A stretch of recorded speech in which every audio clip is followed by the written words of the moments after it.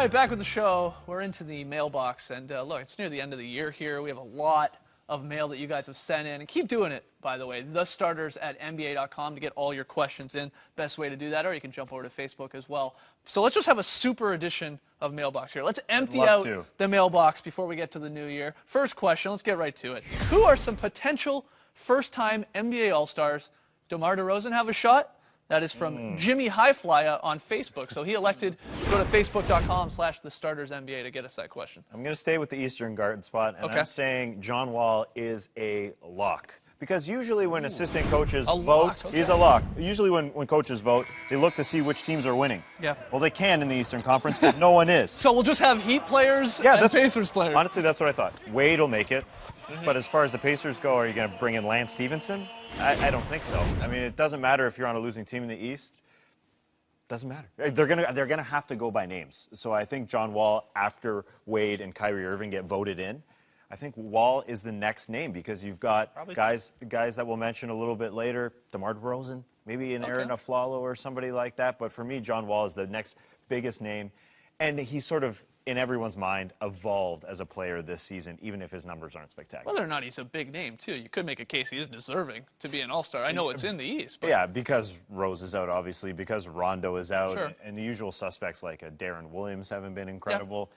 There's just not a huge crop to pick from, and John Wall, I think, is at the lead after the two guys that get voted in. Lee, what about you? Potential first-time All-Star? Chandler Parsons from the Houston Rockets. I know he's a third wheel out there, but he's having a career.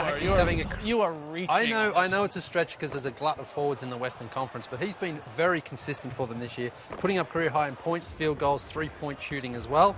Now, his numbers on the road and at home are very similar as well, so he's showing that anywhere he plays, he's putting out good performances. And if the vote, let's say it was about a vote, and teenage girls voted, he'd absolutely romp him.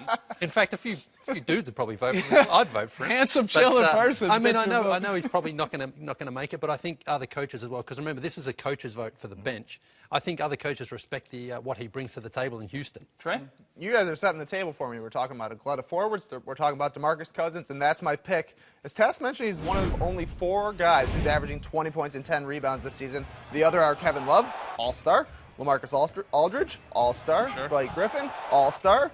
So why not DeMarcus Cousins? Let me ask you that. He plays 5 minutes less per game than those guys, and he's still putting up the same stats. But the reason is all those guys are in the Western Conference, plus Chandler Parsons, plus Durant, plus Tim Duncan, plus Dirk Nowitzki. Another reason, but whether you want to agree with it or not, is because his team stinks. Well, that and also... so he's the 2010 guy with those other 3 guys you mentioned, but they're on good teams. Yeah, and like we've said, the coaches vote on this. What coach is really itching to vote for DeMarcus Cousins in the All-Star game? Yeah, the Western forwards are too deep. Yeah. But as you mentioned, it's crazy that the 4 guys who are averaging 20-10, I guess it's not that crazy, that they're all from the West. And not one of them lives in the East because the West has all the players at this point. My pick for a potential first-time All-Star, I mean, you know, what was his name? Jimmy Highflyer said DeMar DeRozan.